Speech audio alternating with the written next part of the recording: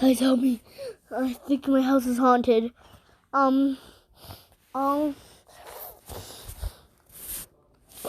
Weird stuff has been happening. I don't have anything to do, so I'm just gonna be reacting to stuff because it's basically 3 a.m. and basically everybody's up, but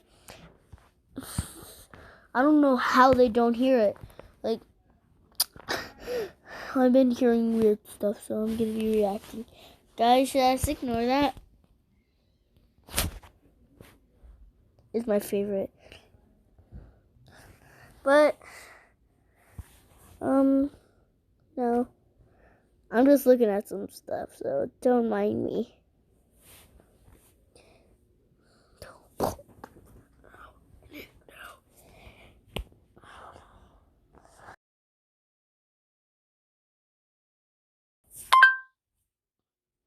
Oh my god, that's scary. Flip.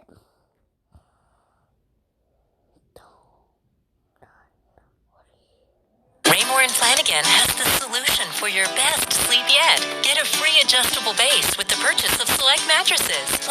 At the time of recording this video, a lot of people are getting very excited for Toy Story 4, which is set to come out this summer, 2019. Toy Story is perhaps one of the biggest movie franchises of all time. People older than me grew up with it, and there will now be little kids who are about to experience Toy Story for the first time this year. It's great. We all love Toy Story, but how well do you know it? While I was reading about the latest movie coming out, I stumbled across some pretty strange theories about Toy Story. The more I looked, the darker they got.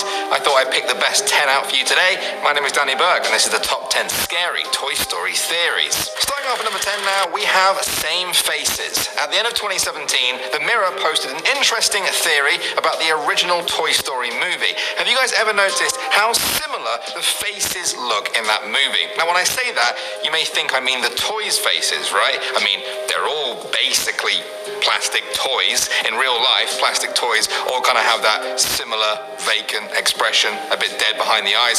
However, this story pointed out that the toys actually had quite different looking faces. It was the children that looked creepily similar in the original Toy Stories movie. Early on in that movie, we see Andy playing with his toys. Later on, we see Andy's friends attending his birthday party, and they look very similar to Andy, like almost identical. They also look just like Andy's neighbor, Sid, the boy who likes to torture toys.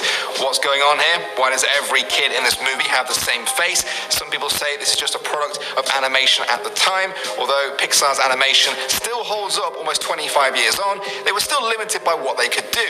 Perhaps that is the reason. Others say that this isn't true because they managed to make the toys look all so unique. Some say that the humans in the movie are actually the toys, and that what we think of the toys are really the living people, if you can get your head around that. That would also explain why they're able to move and talk, but it also produces a whole bunch of other questions. Next up at number 9 now, we have Andy's father. Fans of Toy Story will notice the absence of Andy's father throughout the Toy Story movies. Some people say that his parents just weren't together, or maybe they split up, but others think that Andy's father died. One Reddit user suggested that Woody was the last toy that Andy ever received from his father before he died. Andy's mother noticed how much Woody helped Andy through the grieving process, and so she kept buying him more and more toys to help him deal with the pain. This is why Andy's toys remained in his toy box even when he was 18 years old. They weren't just toys to him, they were his last connection to his father.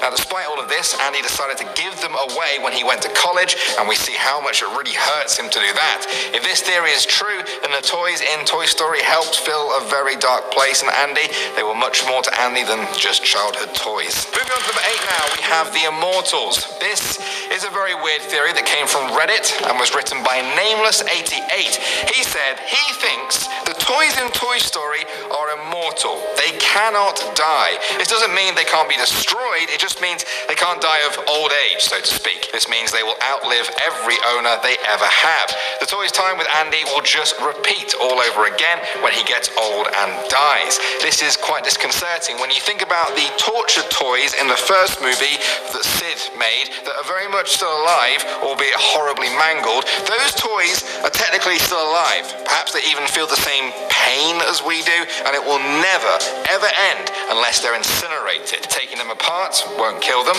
We once saw Mr. Potato Head able to feel and use his body parts even though they weren't anywhere near him. This means that as long as any part of a toy lives, they will live on forever.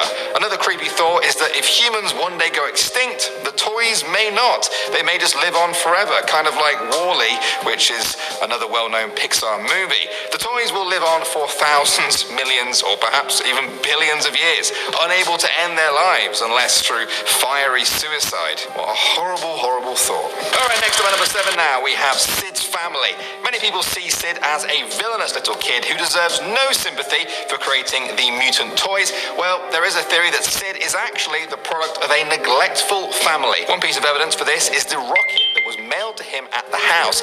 In the 90s, ordering things online weren't as simple as they are these days. Sid must have had one of his parents order it for him, and they must not have cared that it was a life-endangering rocket that could have easily hurt their small child. Also, some people point to that one shot of the dad apparently passed out on the couch surrounded by cola cans. Now, they say the cans only say cola on them because Pixar didn't want to show what the cans really were. They were beer cans. Of course, having a few beers and falling asleep on the couch isn't a bad thing by any means. I've done that a fair few times. But people who push this theory say that it could be a sign of the father's alcoholism and of Sid's neglect. Moving on to number 6 now, we have the toy corpses. This is a pretty dark theory that contradicts the immortal theory we heard before. In July 2018, Baron Stigman tweeted out that his daughter had ruined Toy Story for him forever. Apparently, she said that if one of the toys died, then Andy wouldn't know and he'd keep on playing with its corpse. Before long, this tweet blew up with people sharing their shock and horror at this theory. One user said this thought had scarred them for life. Another thanked them for ruining Toy Story as well. What about you guys? Is that thought gonna just creep you out every time you watch Toy Story? Maybe it's done that to me already. Coming in number 5 now, guys, we have the Illuminati. This is perhaps one of the most bizarre theories I've heard so far in anything, actually. I can't even quite wrap my head around it, but here I go.